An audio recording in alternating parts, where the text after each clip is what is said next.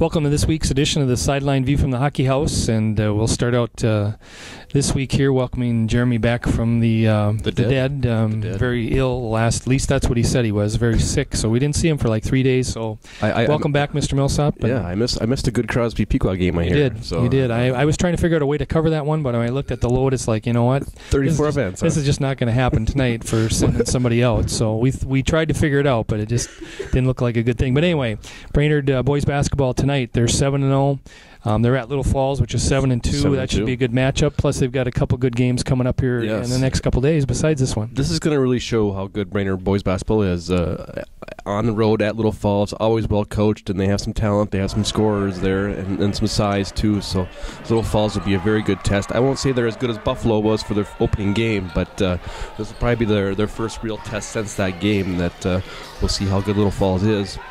And then they go right back on Friday, play a game, and then on Monday they play Pequot Lake. So a good stretch of games, and we'll see if that versatility and their ability to adapt and change to different teams quickly is there. I would think, too, both of those, all three of those games, actually. There's a home game tomorrow night.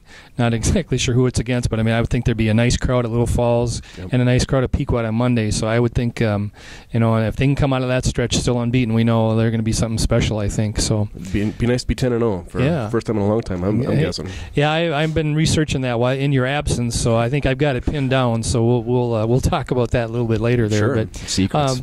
Secrets. Another thing you can talk about is Joe Haig from Brainerd was a member of the North NDSU, your alma mater. Absolutely. Go Bison. Football championship subdivision, Division I national champions, and you talked to him on Monday and read the story, which was a good story. And so just your thoughts about that. The Alabama of Division I, whatever FCS, it is. Yes. I talked to Joe Haig on Monday. They flew back the night after their national championship game, which they won handily. I will add in there. They did.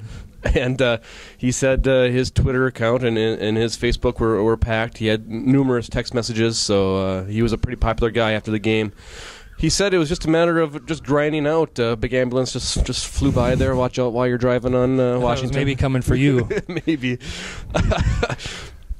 Anyways, he said the game plan was to just grind it out and kind of roll over them, use their running game to get going and maybe bounce one out and get a good big game and gain, and that's what they did. They just kind of outmanned them, and they used their aggressiveness to NDSU's advantage and got them in some uncomfortable positions and situations, and then they exploited them. So we got the big win 2 times now. They beat the same team. So yeah. With 30-some Minnesotans, I think, on that team, of which Joe is one of them, obviously. And I did get a chance to see some of that game, and I know that one defensive back. I can't remember. He played basketball for Hopkins. Okay.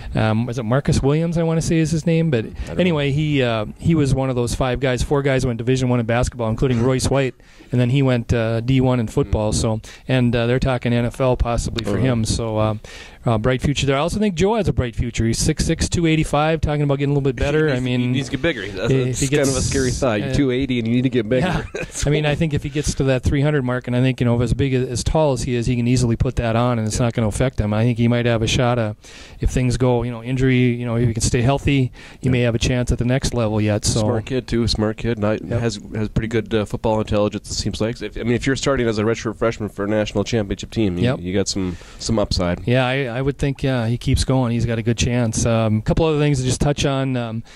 Brainerd High School graduate Emily Thiesing, she's the MIAC Women's Basketball Player of the Week. She's playing for Concordia College. She's had a nice career up there. You don't get to hear a lot about the collegians that graduate unless they do something really well, but she's been pretty consistent. Was a member of that section final Brainerd team. I think she was a junior on that team, and she's turned out to have a pretty nice career in college, and congrats to her. She's a great kid and always fun to talk to. And I remember it was a regular season game. She hit a game-winning shot at the buzzer, and I went up and talked to her and just asked her how it felt to win a game winner, and she started crying on me. I was so scared. I didn't want anybody to think I made her cry, but she's a very nice girl. Congrats to her.